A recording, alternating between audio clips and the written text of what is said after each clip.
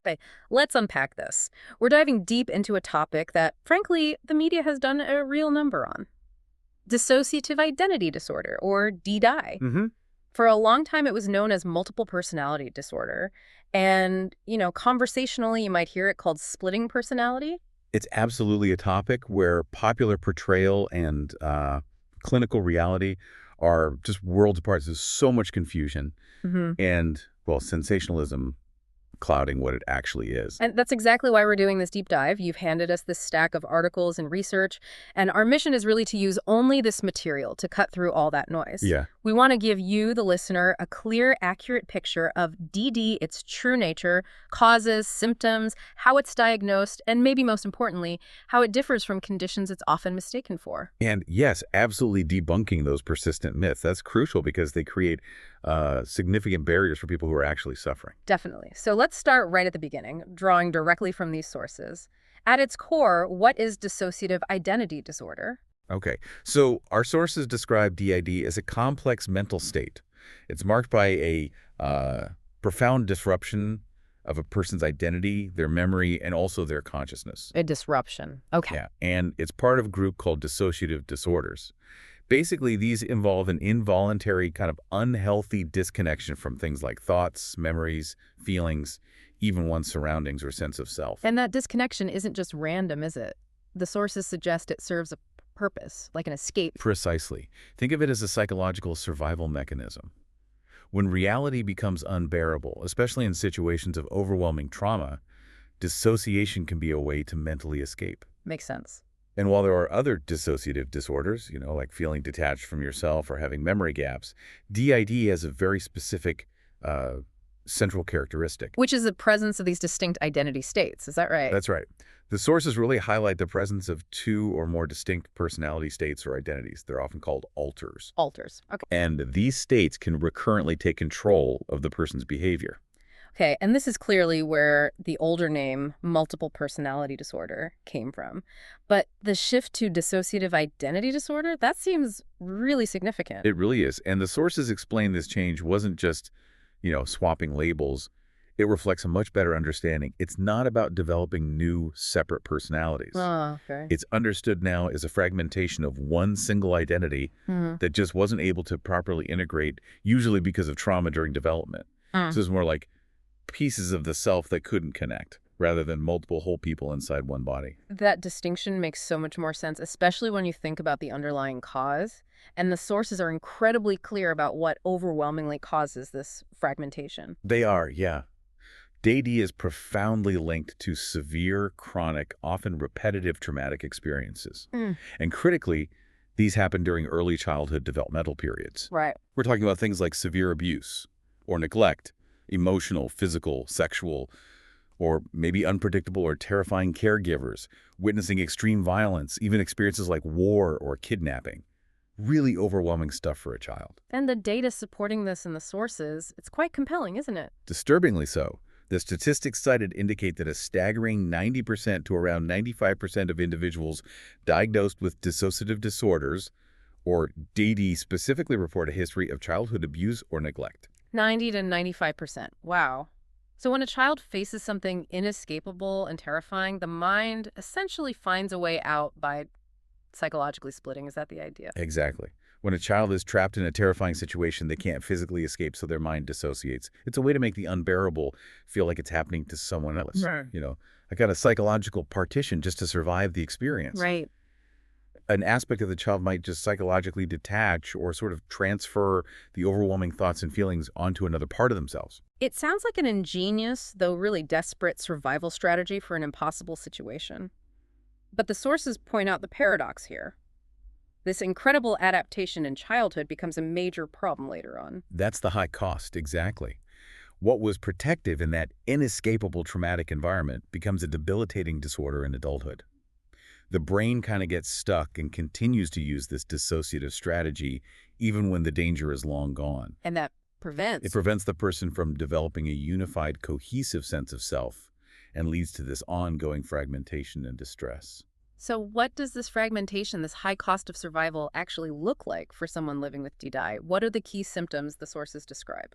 Well, the manifestations are varied, but they center on that identity disruption and the amnesia we mentioned. These distinct personality states, the alters, can present with really quite different characteristics. Different how? They might have their own names, different personal histories, distinct mannerisms, voices, even different gender presentations or attitudes, ways of thinking. Mm. Some sources even note subtle physical differences, like maybe needing glasses in one state but not another, or being left-handed versus right-handed, or even having different physiological responses like allergies or pain tolerance between states. Wait, different allergies. That level of physical manifestation of psychological splitting is, well, it's really profound. It really speaks to how deeply intertwined the mind and body are in this condition. People with the DID often report feeling like they have multiple people talking or living inside their head, or sometimes a sense of being possessed by another entity. Okay. And the number of these states can vary hugely. Sometimes just a couple, sometimes potentially up to 100, though the average often cited is around 10. But the core experience is this deep discontinuity in their sense of self and their feeling of agency, of being in control. And tightly linked to that is the amnesia, which, as you said, is way beyond just forgetting where you put your keys. Oh, absolutely. Amnesia is a central recurring symptom. It involves significant gaps in memory, not just for the traumatic events, but for everyday occurrences, important personal information, especially for things that happened while another identity state was active or out. What are some examples the sources give, things that really illustrate these memory gaps? Things like finding unfamiliar items they don't remember buying, or maybe discovering notes or journal entries in their own handwriting that they don't recall writing at all, Wow. or having strangers greet them by a name they don't recognize. Sometimes experiencing episodes of what's called dissociative fugue, where they might suddenly find themselves in an unfamiliar location with absolutely no memory of how they got there. That must be terrifying. It can be. It can even extend to losing memory of well-learned skills, like driving a car, or even really significant life events, like their own wedding day. Losing memory of driving. Yeah. Yeah, that's intense. It really highlights the severity of the disconnection. And a complicating factor the sources mention is something called amnesia to amnesia. Amnesia to amnesia. Yeah, meaning the person often isn't even aware they have these significant memory gaps. They might vaguely sense lost time, but they don't realize the extent of it. And that makes it incredibly difficult for them to recognize something is deeply wrong or to seek help for the correct condition. Beyond these core identity and memory issues, are there other dissociative symptoms mentioned? Yes, the sources also touch on depersonalization. That's the feeling of detachment from one's own body or thoughts, like you're an outside observer watching yourself. Okay. And derealization, which is the feeling that the external world, other people, or your surroundings are unreal, distorted, kind of foggy or dreamlike. It paints a picture of a really fragmented and disorienting internal world. And given the trauma origins you described, it makes sense that DD rarely exists in isolation. Very rarely, yeah. People with DB commonly experience a whole range of co-occurring conditions. Things like depression, anxiety disorders, PTSD is very common, significant mood swings, confusion about who they are, eating disorders, self-destructive behaviors, and substance abuse often come into play too. And there's a statistic related to suicide attempts that's just heartbreaking. It really underscores the level of suffering involved. It's a very stark statistic. Our sources note that over 70% of outpatient patients with DID have attempted suicide. Over 70%. Yeah. That number alone should tell us this is a serious, potentially life-threatening condition that requires compassion and expert care, not, sensationalism or disbelief. Absolutely. The sources also mention physical symptoms, tying back to that mind-body connection you mentioned earlier. Yes, they do. This can include things like unexplained non-epileptic seizures, seizures that aren't caused by neurological problems, or episodes of paralysis or loss of sensation, often persistent headaches or other minor physical pains that don't have a clear medical cause. Mm. And these can sometimes be misattributed to other medical conditions, which just adds another layer of complexity to getting the right diagnosis. Thinking about diagnosis, it seems like symptoms resembling DD have actually been noted throughout history, right? Even if they weren't understood this way. Absolutely. There are cases documented centuries ago, like Jean Ferry in the 16th century or Sister Benedetta in the 17th, that describe phenomena like multiple internal voices or states and amnesia. These align pretty well with the DID symptoms, although at the time they were interpreted through lenses like spirit possession or hysteria. Right, different frameworks. Yeah. And Louis-Auguste Vivet in the late 19th century is often cited as one of the first sort of documented medical case studies. And it wasn't until fairly recently, really, in the 1980s with the DSM-4 that it was formally recognized as a psychiatric disorder in that manual. Correct. That marked a really crucial shift, Mhm. moving away from supernatural or purely hysterical explanations towards understanding it as a complex mental disorder rooted in trauma. That period also saw the rise of major media attention, like the Three Faces of Eve, and especially Sybil. The sources note this raised awareness, but also brought, well, significant baggage in terms of misconceptions. Oh, immense baggage. Sybil, in particular, while incredibly popular, was later shown to be heavily fictionalized, if not largely fabricated. These portrayals definitely contributed to a temporary surge in diagnoses back in the 80s and 90s, partly due to increased awareness, sure, but also potentially because some clinicians might have been influenced by the sensationalized media image. And that, in turn, fed the incorrect idea that deed was somehow faddish or not real. And this historical context brings up the importance of cultural sensitivity in diagnosis today. How might symptoms be interpreted differently depending on someone's cultural background? This is a really vital point the sources make, and it's actually built into the diagnostic criteria now. What might look like an altered control in one cultural context could be understood and accepted as a normative spiritual or religious practice in another, like a possession state that's welcomed and integrated within the community. Okay. So it's essential for clinicians to be able to differentiate between these culturally accepted experiences and the involuntary, distressing, and impairing fragmentation that characterizes pathological DID. Are not the same thing. So how is DID diagnosed today according to the official criteria, like those in the DSM-5-TR, while keeping those cultural considerations in mind? It's a careful process. It really requires a thorough evaluation of symptoms and a deep dive into the person's personal history. And before anything else, it's absolutely crucial to rule out any medical conditions that could mimic these symptoms, things like traumatic brain injuries, certain brain tumors, severe sleep deprivation, or the effects of substance intoxication or withdrawal. So definitely not a simple checkbox exercise. What are the key things a clinician looks for based on those diagnostic criteria? The criteria essentially ensure the person has the core features we've discussed, and that those features aren't better explained by something else. So first criterion A, they look for the presence of those distinct identity states, the different parts or alters. Right. And the criteria emphasize this isn't just different moods or roles. It's a marked discontinuity in the person's sense of self and their sense of agency. The sources add that this isn't always the dramatic switching you see in movies. It can be quite subtle. Maybe changes in behavior, voice, or thoughts that others notice, or just the person reporting feeling like different parts are present or taking over internally. Okay. Subtle is key. Yeah. And it can even manifest as what might be culturally understood as a possession experience. But the key distinction for diagnosis is that it has to be involuntary and cause significant distress or impairment. Got it. And then they look for the significant memory gaps. Criterion B. Exactly. The criteria require recurring gaps in memory that go beyond ordinary forgetfulness. This includes forgetting everyday events, important personal information, and critically, forgetting traumatic events or things that happened while another identity state was in control. Like finding those unfamiliar things or the fugue episodes. Precisely. Those point to this kind of amnesia. And like we touched on, a big challenge here is that amnesia to amnesia, the person might not even realize how much they're actually forgetting. So identity disruption and significant amnesia are the core pillars. What else do the criteria ensure? Criterion C. Criterion C ensures that these symptoms are actually causing significant problems in the person's life. Real distress or difficulty functioning in important areas like work, school, or relationships. Right, it has to be impairing. Exactly.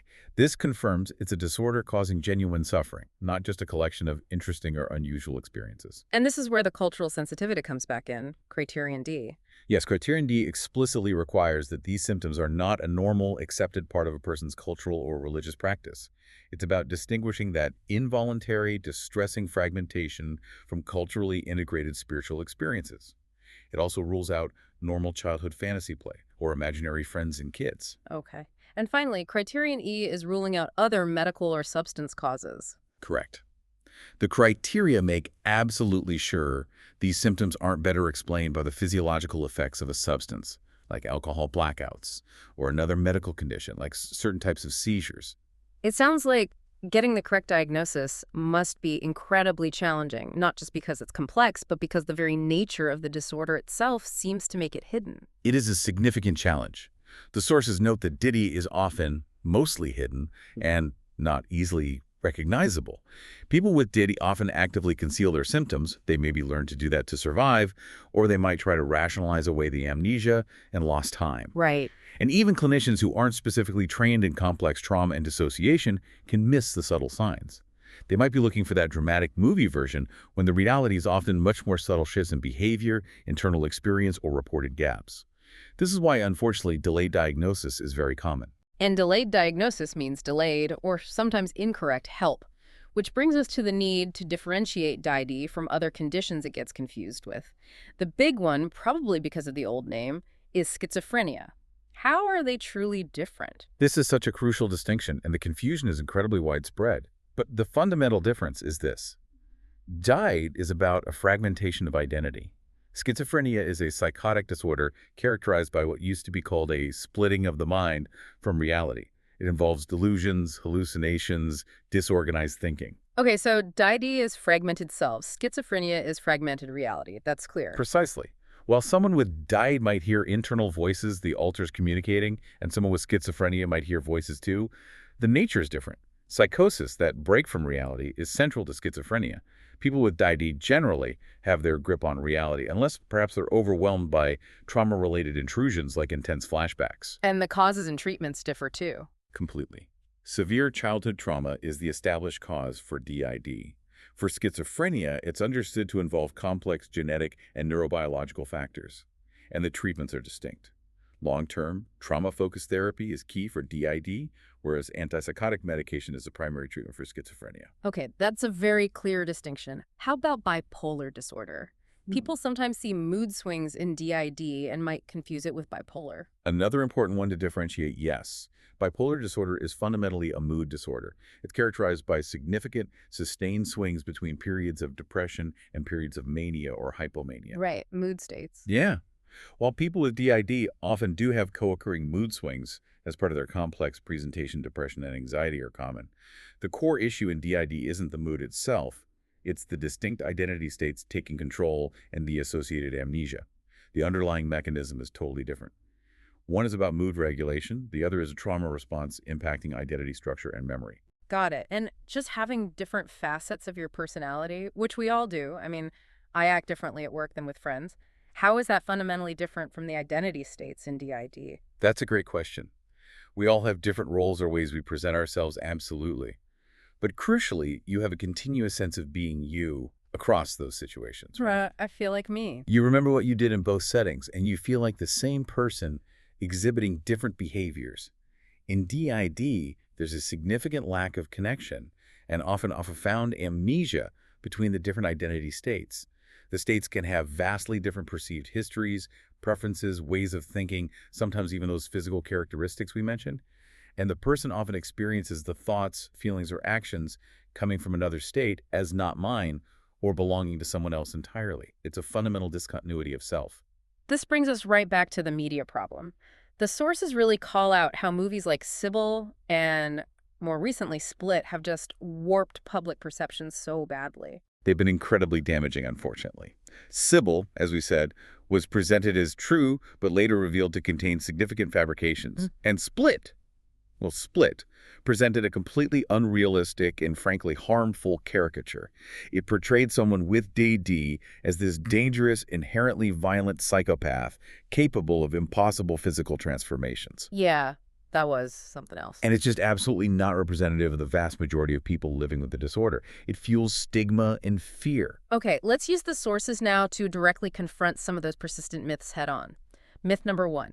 DD is obvious. People are constantly switching dramatically. Reality.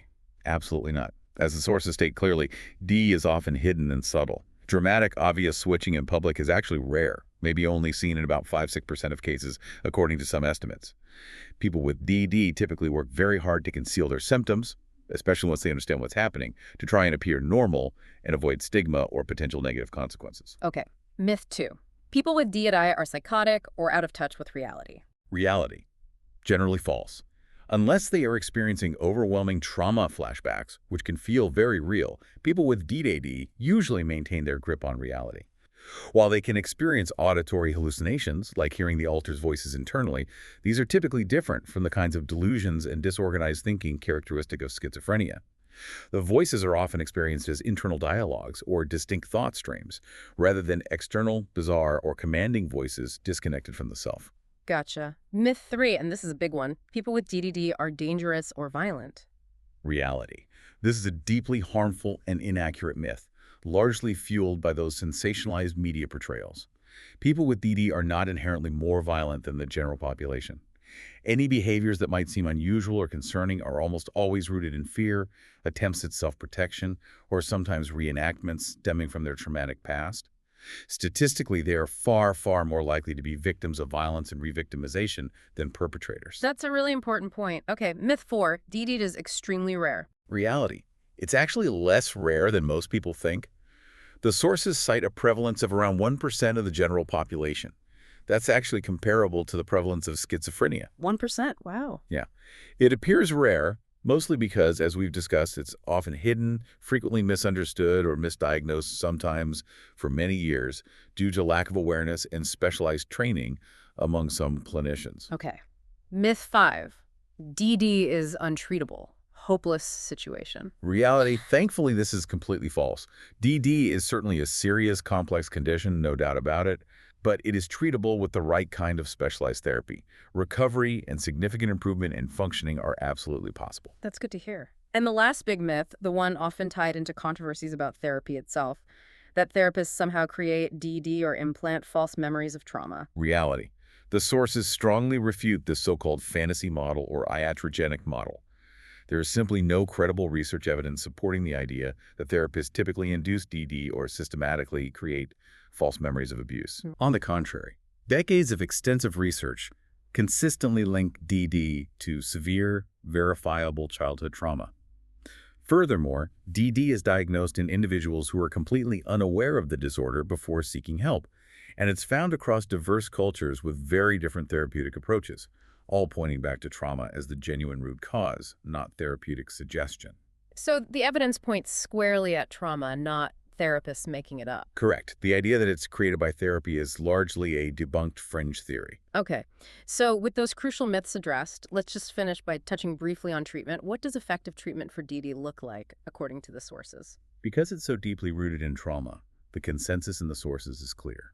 The most effective approach is long-term, specialized, trauma-focused psychotherapy, usually involving different phases. And what are the main goals of that kind of therapy? The primary goals are, first, to establish safety and stability, then to safely process the traumatic memories that the person had to dissociate from in order to survive.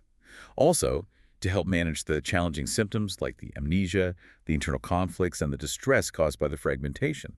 And ultimately, the goal is often to facilitate the integration of the different identity states into a more cohesive, unified sense of self. This process is definitely challenging. It takes time and commitment, but it leads toward recovery and a significantly improved quality of life. Okay, so pulling everything together from this deep dive into the sources.